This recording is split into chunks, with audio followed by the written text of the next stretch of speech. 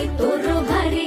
दिसते भारी गणपतीची स्वारी अन आला धादिस मामाच्या घरी मालवण चिपळूण सावंतवाडी माझ्या कोकण गावांचो दिमाग भारी